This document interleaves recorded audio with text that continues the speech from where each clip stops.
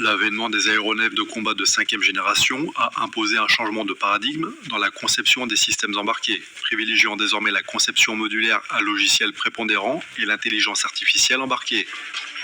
Dans cette perspective, le Su-57 représente une avancée majeure pour l'aéronautique russe, où le système de mission numérisé IUS-57 ne fait plus figure de simple interface, mais constitue le noyau central d'une architecture numérique unifiée.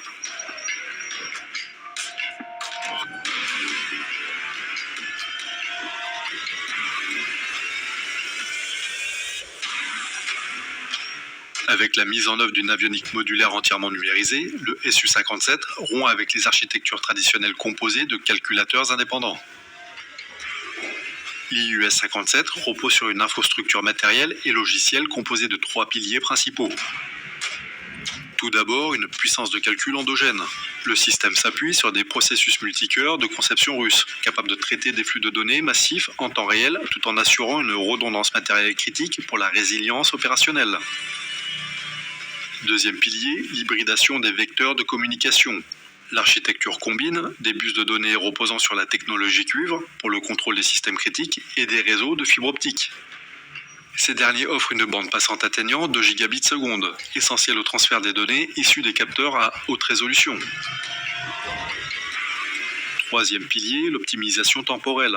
La latence de traitement pour les tâches dites critiques est maintenue sous le seuil de 50 millisecondes, garantissant une réactivité acceptable en environnement de combat dynamique.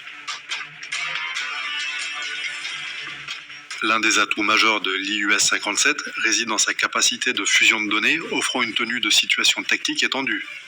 Le système agrège les données provenant de capteurs distribués pour délivrer aux pilotes une vision globale et cohérente.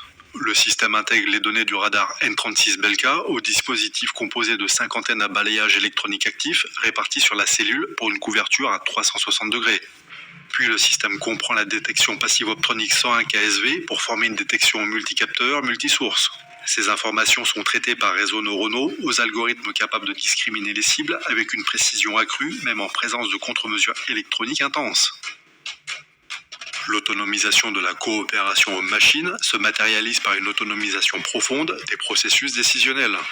L'IUS-57 prend en charge environ 90% des tâches de gestion de vol et de combat, incluant la hiérarchisation autonome des menaces et l'optimisation de l'emploi des armements. Cette architecture est également tournée vers le combat collaboratif. Le Su-57 est conçu pour agir en tant que nœud de contrôle pour des vecteurs non habités tels que le drone S-70.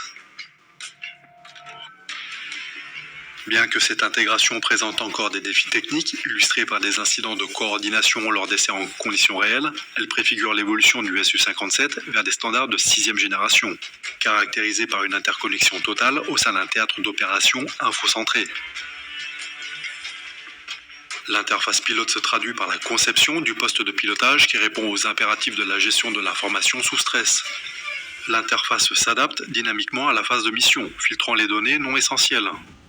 Le système de désignation d'objectifs intégré au casque, qui projette les paramètres de vol et les données tactiques directement sur la visière permettant un engagement des cibles par simple mouvement oculaire, ne fait que prolonger les avancées russes en la matière depuis le MiG-29A des années 1980.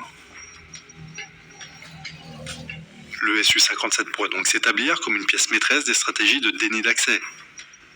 Grâce à sa capacité à fusionner les flux de ses radars multibandes et à coordonner des vecteurs non habités comme le S-70, il crée une zone d'exclusion aérienne qui s'adapte au théâtre des opérations. Sa supériorité ne repose pas seulement sur sa furtivité physique, mais sur sa capacité à saturer l'espace numérique et électromagnétique, rendant toute intrusion adverse technologiquement et tactiquement coûteuse.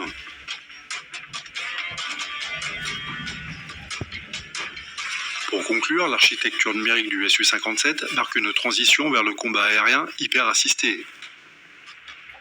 Par sa structure hybride, sa capacité de fusion multimodale et son potentiel d'évolution vers l'intelligence artificielle autonome, l'IUS-57 transforme le Su-57 en un nœud de commandement homme-machine capable de piloter des écosystèmes de combat complexes.